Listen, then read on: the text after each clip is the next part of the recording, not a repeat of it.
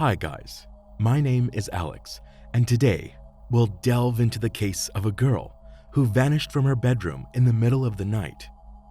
As the police started their search, they encountered a series of unexpected twists that no one could have predicted.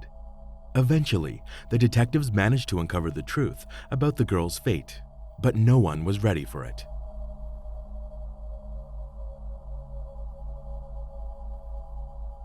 Rowan Ford was born on April 11, 1998, in San Diego, California. Her parents divorced when she was young, and her mother, Colleen, moved with her to a small town called Stella in Missouri. Later, her mom met a man named David, and they got married. Colleen had several children from a previous marriage, and soon after their wedding, she and David had a daughter together. Altogether, Rowan had 2 sisters and 2 brothers, and they shared a very close bond. She spent a lot of time outdoors, riding her bike around town, enjoying swimming, and indulging in her passion for drawing. She also liked going to Sunday school at the local church, where she always volunteered to help other kids who had some issues with their tasks. In November 2007, when Rowan was 9 years old, she was in the 4th grade at the local elementary school. Her mom worked the night shift at a store, while her stepdad spent most of the day on the farm. This left Rowan often fending for herself, which made her very independent. On November 2nd, she stayed home alone, as usual. Her mom went to work, and her stepdad hadn't returned from the farm yet. The next morning, around 9 a.m., Colleen came home from her night shift and checked Rowan's room, but her daughter wasn't there. She asked her husband where her daughter was. He said she had asked him if she could have a sleepover at a friend's house, and he had let her go. He didn't even ask the friend's name because their town was very small, and he wasn't worried about anything happening to her. But Colleen started to worry and decided to check with all of Rowan's friends. Since there were only a few streets in their town, it didn't take long. But none of them had seen her, and she hadn't stayed over at any of their houses, which made her mother even more concerned. Colleen searched the whole town, but couldn't find her daughter. She went back home and told her husband that Rowan was nowhere to be found. She asked him to call the police and report her missing, but he reassured her that everything was fine and that she would come home soon. After waiting for several more hours with no sign of Rowan, Colleen took matters into her own hands and dialed 911 herself. The local sheriff immediately organized a search operation. He went to their house to speak with David, as he was the last person to see Rowan before she disappeared. David said that on that evening, while he was working on the farm with his colleague, Christopher, their mutual friend, Nathan, came by. They all decided to go to David's place to have some drinks and play pool. They stopped by the store, bought some alcohol, and went to David's house, where they spent several hours. Later in the night, Christopher asked Nathan to drive him home to the neighboring town where his trailer was, and they persuaded David to join them to continue the fun. Before leaving the house, he checked on Rowan in her room. Seeing that she was asleep, David left with his friends. They stopped by the store again, grabbed more alcohol, and headed to Christopher's trailer, where they continued drinking for about an hour. After that, David decided to head home and asked Nathan to give him a ride. Nathan agreed, but chose to take back roads instead of the main highway. By that time, he was quite drunk and didn't want to risk encountering the police. Nathan dropped him off and drove home, while David went straight to bed. Soon after, he was awakened by Rowan, who asked if she could sleep over at a friend's house. Without much thought, he agreed and fell back asleep. Police approached this story with some skepticism. What puzzled them most was the fact that a 9-year-old girl decided to go to her friend's house in the middle of the night, and her stepfather let her go without even asking which friend she was talking about. The sheriff considered that David might be hiding something or directly involved in Rowan's disappearance, but he had no evidence to support this theory. Police searched the town and its surroundings until late at night. Local residents immediately joined the search, as they all knew Rowan's family and wanted to help. The population of Stella was only about 150 people, so news of her disappearance spread throughout the county almost instantly. People were used to being able to let their children play outside without a worry, as nothing ever happened in such a quiet place. But now, when Rowan vanished without a trace and the police were unable to find her for a whole day, the residents of Stella were in a state of panic. The first day of the search yielded no results. On November 4th, the police went to the neighboring town to speak with Christopher, who fully corroborated David's story. However, Christopher added that his friend hadn't even contacted him since that evening, and he had only just found out about Rowan's disappearance. On the same day, the police expanded the search and involved even more volunteers, but they still couldn't find Rowan or any clues to her whereabouts. The next morning, the FBI joined the investigation. While the local police continued to search for Rowan throughout the town and its surroundings, detectives focused on exploring the possibility of abduction. They strongly doubted the stepfather's story, as it seemed highly questionable. Police also checked with all of Rowan's friends and confirmed that she hadn't visited any of them that night. Investigators continued to speak with David, and he changed certain details in his story several times, further raising suspicions against him.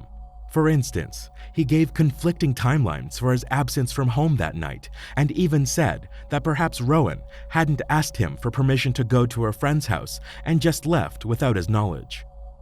FBI agents also discovered that on the night of her disappearance, David had asked his mother to borrow her car, a fact he had initially not disclosed to the police. As a result, they decided to seize both this car and his own pickup truck for examination, but experts were unable to uncover any evidence. Meanwhile, detectives decided to speak with Christopher and Nathan again, as they were both with David that evening. Police invited Christopher to the station. He repeated the same story as the day before. He also agreed to a polygraph test, which showed no signs of deception. Several hours after Christopher left the station and returned to work, he noticed Sheriff Clark's car and waved for him to stop. Sheriff Clark led the police department in their town, called Whitton, and had known Christopher for 17 years, since his childhood. The sheriff was friends with his foster parents, and Christopher always respected him. He often sought his advice or help in difficult times, such as when his mother passed away. Sheriff Clark approached Christopher, and they discussed Rowan's disappearance. The sheriff was aware of the case, but had not been involved in it, as the search was being handled by the Stella department. During their conversation, the sheriff felt that Christopher's behavior was quite weird, and he suspected that Christopher might be withholding some information from him. Considering that Rowan's life was at stake and her fate remained unknown, Clark decided to share his suspicions with the FBI. He contacted the agents and told them about his concerns.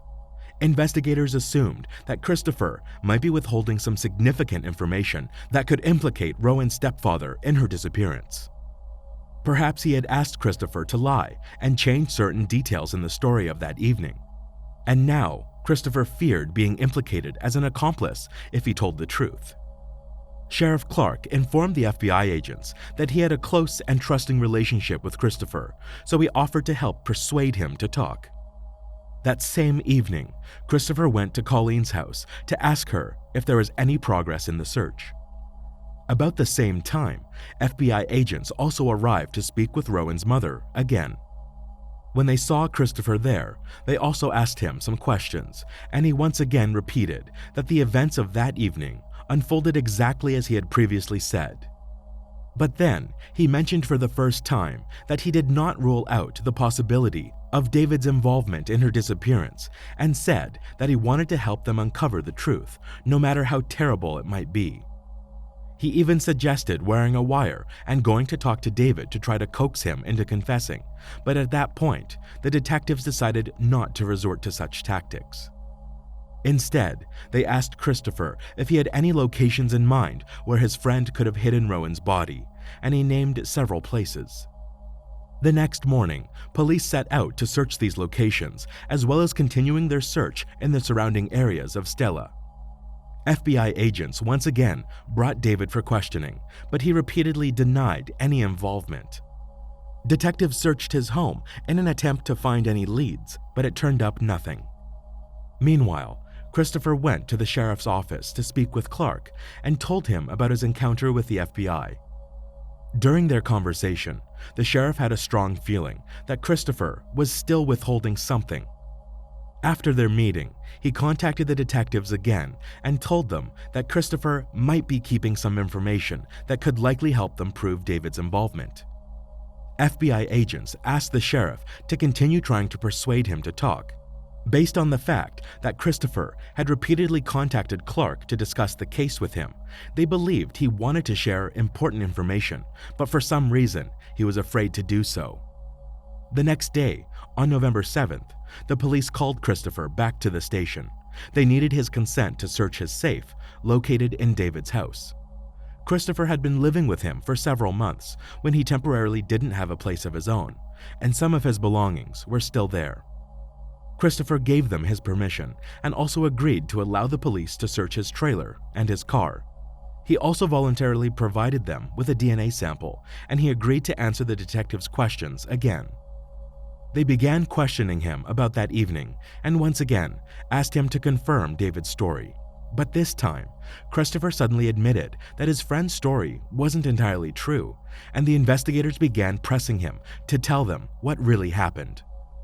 But this pressure only caused Christopher to become agitated. He said that if the police were going to treat him like a criminal and attempt to accuse him of involvement in Rowan's disappearance, he would not continue this conversation. After that, detectives had to end the interrogation, and Christopher left the station. That same evening, he went to Sheriff Clark and told him about it. He complained that the detectives were treating him like a suspect and said that he might need to hire a lawyer. The sheriff replied that it was his right, but asked him to understand that the police were just doing everything possible to find Rowan.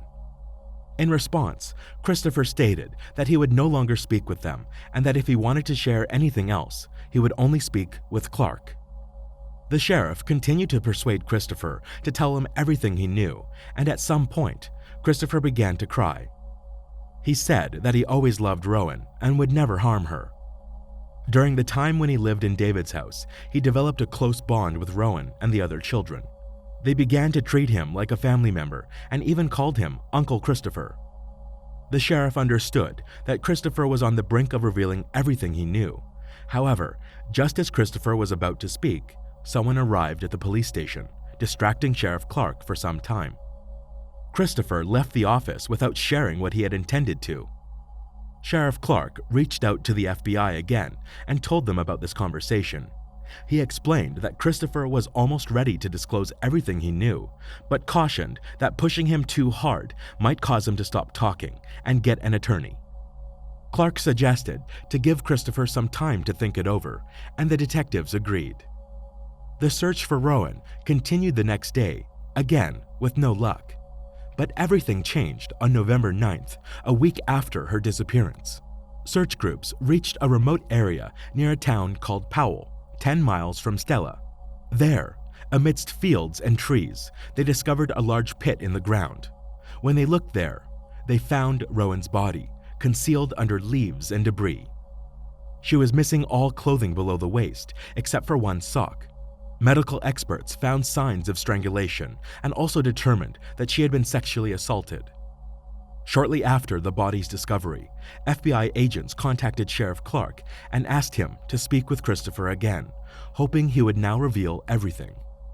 Sheriff learned that earlier that morning, Christopher had visited the station when he wasn't there and informed other officers that he needed to speak urgently with Clark. The sheriff set out to search for Christopher, checking all the places where he might be, but the man was nowhere to be found. It continued until Christopher called Clark himself. He was clearly distressed and asked if he was being followed. He explained that after hearing the news about Rowan's body being found, he drove around town to clear his head and noticed a gray car tailing him. Sheriff Clark replied that he knew nothing about any surveillance and suggested meeting Christopher in person. When they met, Christopher was visibly nervous and expressed concern for his safety. He feared that after Rowan's body was discovered, he might be accused of murder, and someone might seek revenge against him. Clark took him to the station and said that now, when the case had been classified as a homicide, it was time to reveal everything he knew. Christopher began crying again, and the sheriff asked him to tell what David had done to Rowan. In response, Christopher stated that there were too many people at the police station and he didn't want to discuss it here. He suggested going to a quieter place and mentioned a small bridge located a few miles from their town. Clark agreed, and they drove there together. As they got out of the car, Christopher unexpectedly raised his hands and said that he should handcuff him. The sheriff was surprised and replied that it wasn't necessary, but Christopher said, "After what I tell you, you'll have to do it." After this, he began talking. Christopher repeated the first part of the story he had told the police many times. He, along with Nathan and David, went to his trailer where they continued drinking. Sometime later, his friends decided to head home, and David asked Nathan for a ride.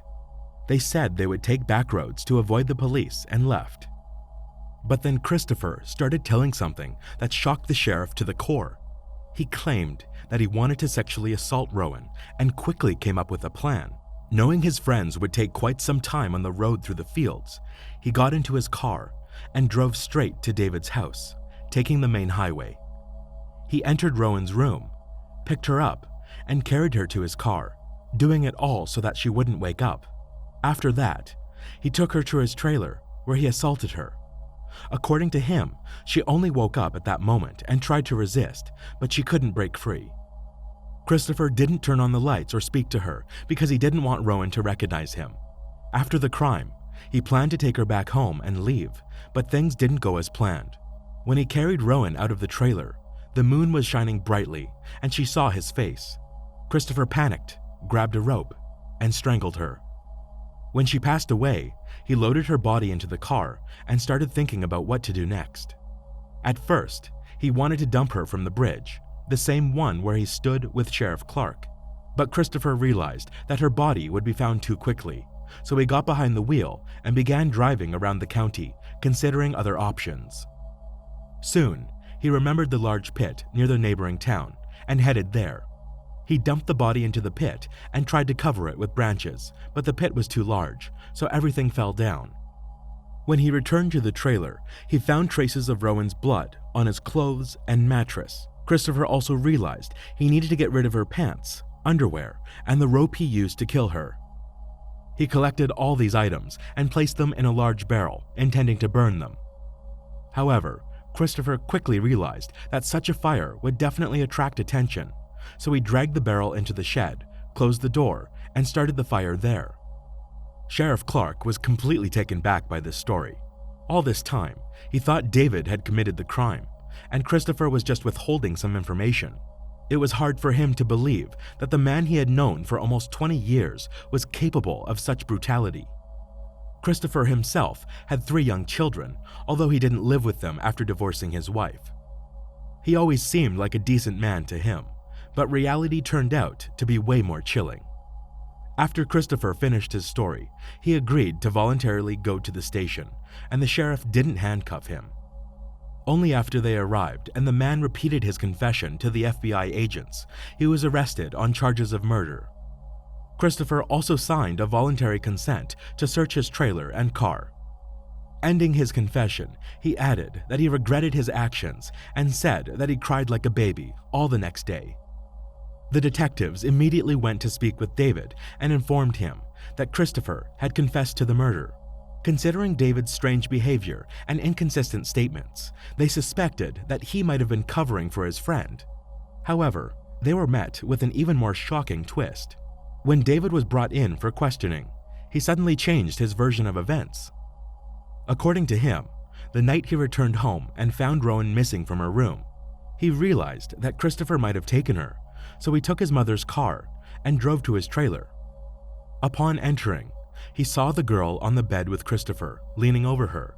Instead of rescuing Rowan, David decided to join in. He also sexually assaulted her. Then, he helped his friend kill her and dispose of the body.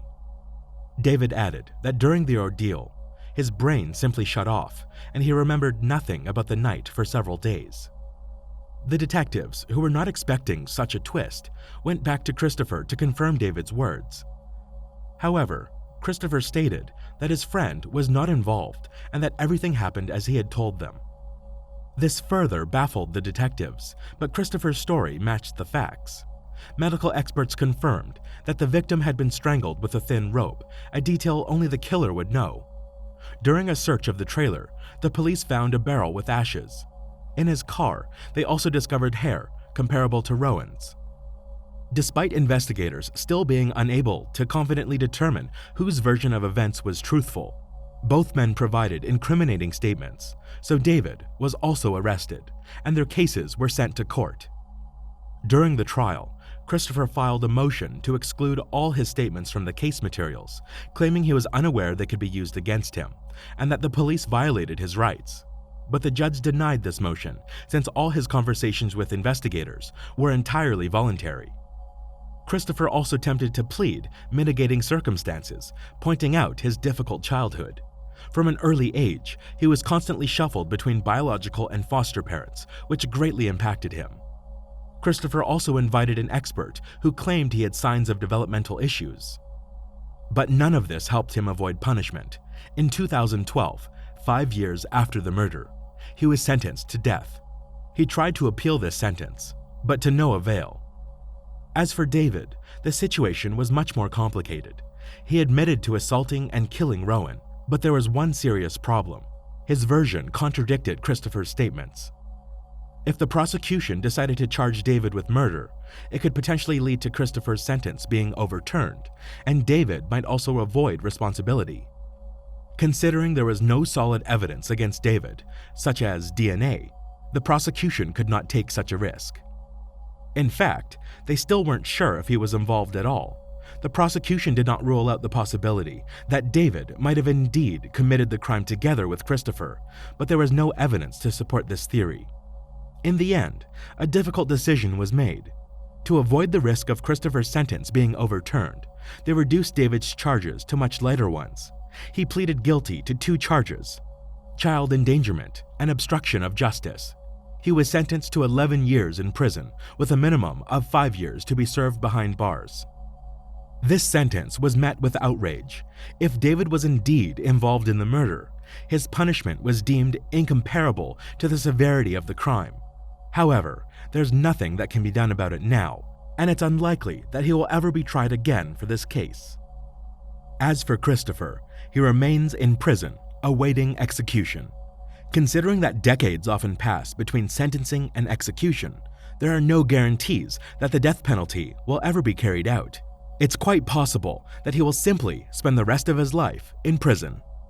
Alright guys, share your thoughts on this story in the comment section, and don't forget to hit the like button and subscribe.